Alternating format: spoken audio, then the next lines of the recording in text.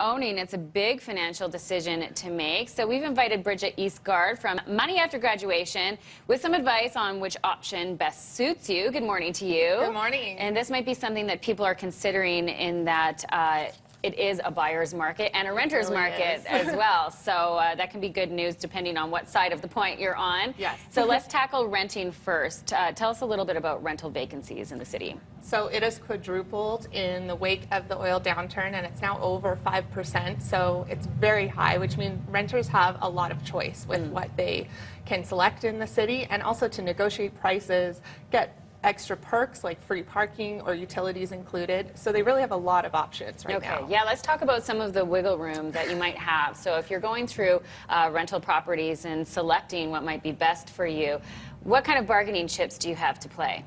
Well, all the cards are actually in your hands, so go for whatever you would like. If you need a parking space, if you want utilities included, you can even ask for them to give you the first month's rent free. Wow. That is not a bad chip to play at all, particularly if you're getting into the rental market and this might be your first foray in signing contracts into a long-term rental. Okay, now if I'm weighing rental versus owning, what are the benefits to maybe saving up money and putting something down on a property?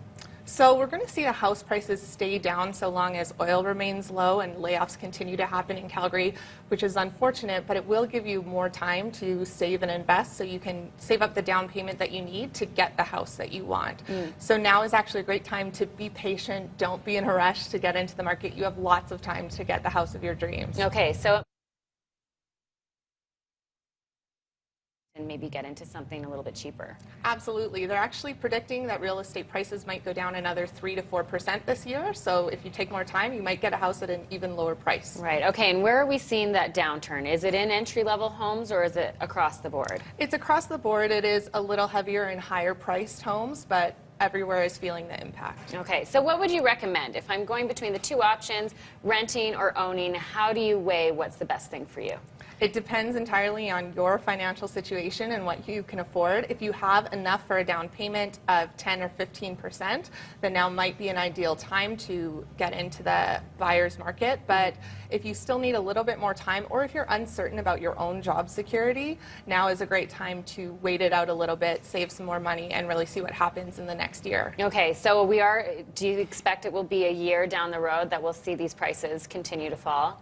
Absolutely. Yeah, that is sad news for some of us and good news for some of us in that you can have that investment. Now tell us a little bit about the resource that you offer here with your website, Money After Graduation. So Money After Graduation is a financial literacy website that I created for young 20 and 30-somethings to help them with all money-related issues. So if you're looking to pay off debt, save for retirement, or invest in the stock market, I have all the resources, information, and tools that you need on that website. Excellent. So would you say this really is, I mean, we are in the middle of a recession, but this could be a silver lining for that 20-something crowd? Absolutely. Now is the best time to learn how to manage your money, so you'll be able to do so well when there's lots of it. Okay, and if you are getting into a rental, would you suggest that perhaps you don't go for that long-term rental option, and then that way you can assess if you're going to buy in 3 months or 6 months? Yeah, if you can get a 6-month lease, now is one of the best times to do it. Okay, so lots of options there, whether you're renting or saving to own. And is this something that you've tackled specifically on the website? Yes, I have. There's quite a few articles about renting versus buying. Okay, and what kind of feedback are you hearing from your readership?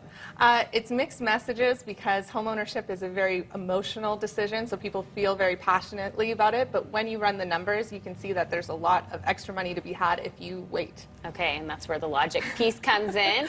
Yes. And of course, you can get great advice from the website moneyaftergraduation.com. We'll put links up on ours, breakfasttelevision.ca. Thank you very much. Thank you. Great tips for those out there who are maybe looking into getting into some new property.